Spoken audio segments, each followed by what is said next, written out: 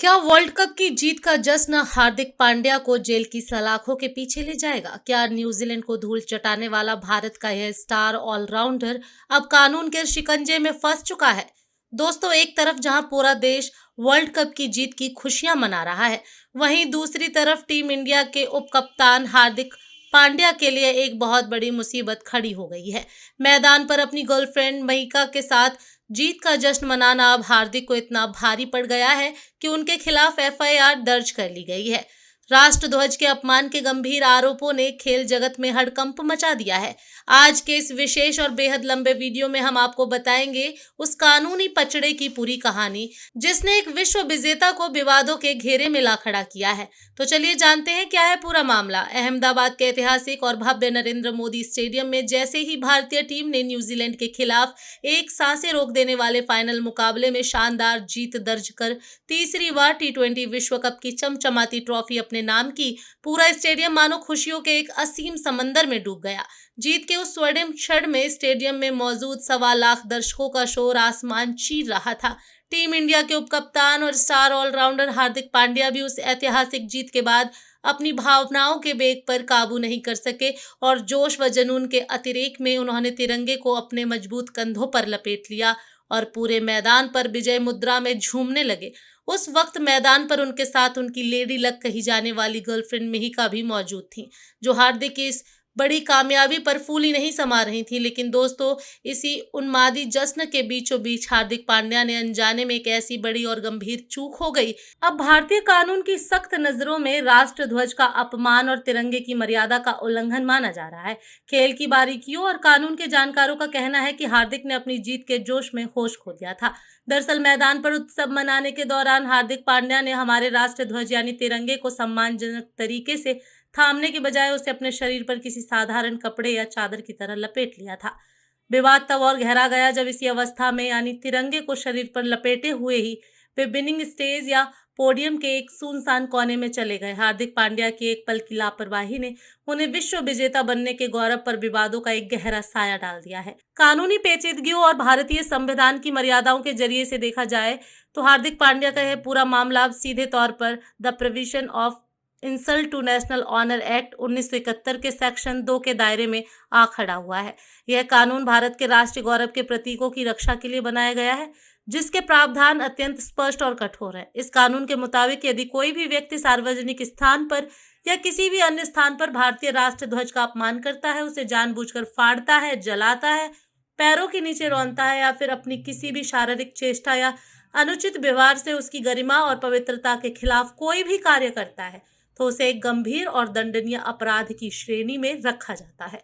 मामले को कानूनी मोड़ देने वाले वकील साहब ने मीडिया के सामने यह पूरी तरह साफ कर दिया है कि राष्ट्रध्वज का अपमान कोई साधारण भूल नहीं है। उन्होंने चेतावनी दी है कि यदि न्यायालय में हार्दिक के खिलाफ यह आरोप पूरी तरह सिद्ध हो जाते हैं तो इस सख्त कानून के तहत उन्हें अधिकतम 3 साल तक की जेल की सजा भुगतनी पड़ सकती है या फिर उन पर भारी आर्थिक जुर्माना लगाया जा सकता है। यहाँ तक कि कानून में इन दोनों ही सजाओं का एक साथ प्रावधान भी मौजूद है। शिवाजी नगर पुलिस स्टेशन में दर्ज की गई इस औपचारिक शिकायत के बाद अब कानूनी तंत्र पूरी तरह सक्रिय हो गया है, जिससे न केवल पुणे पुलिस बल्कि भारतीय क्रिकेट कंट्रोल बोर्ड यानी बीसीसीआई पर भी जबरदस्त दबाव बढ़ गया है।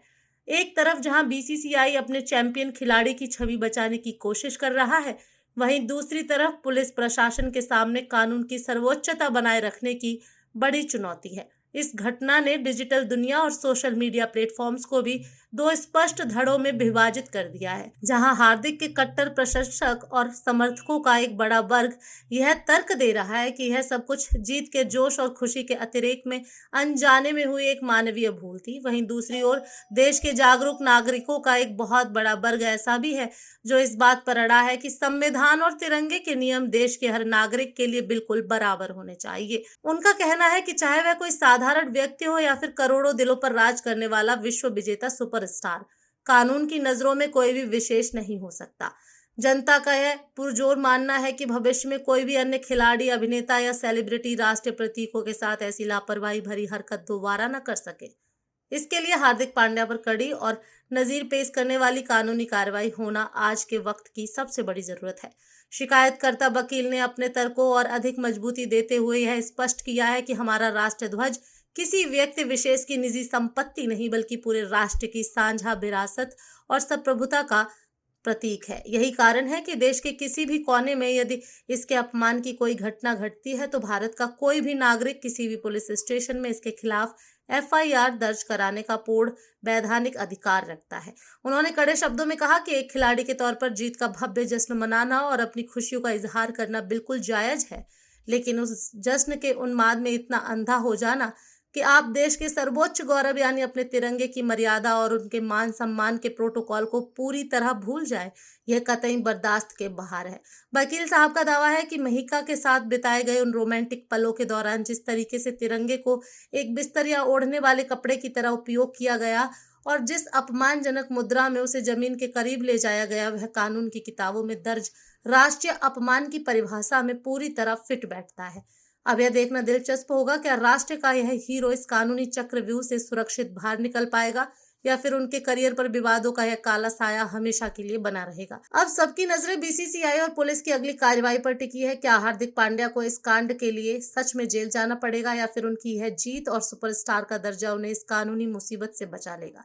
लेकिन एक बात तो तय है कि जीत की उस रात में की गई एक छोटी सी लापरवाही ने हार्दिक पांड्या के माथे पर विवाद का एक ऐसा कलंक लगा दिया है जिसे धो पाना उनके लिए आसान नहीं होगा।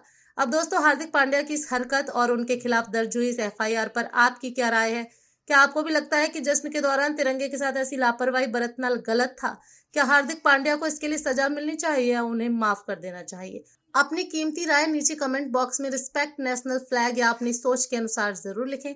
अगर आप भी मानते हैं कि देश का झंडा सबसे ऊपर है तो वीडियो को लाइक करें और इस मामले की हर अपडेट के लिए हमारे चैनल को सब्सक्राइब करें। मिलते हैं अगले वीडियो में। जय हिंद, जय भारत।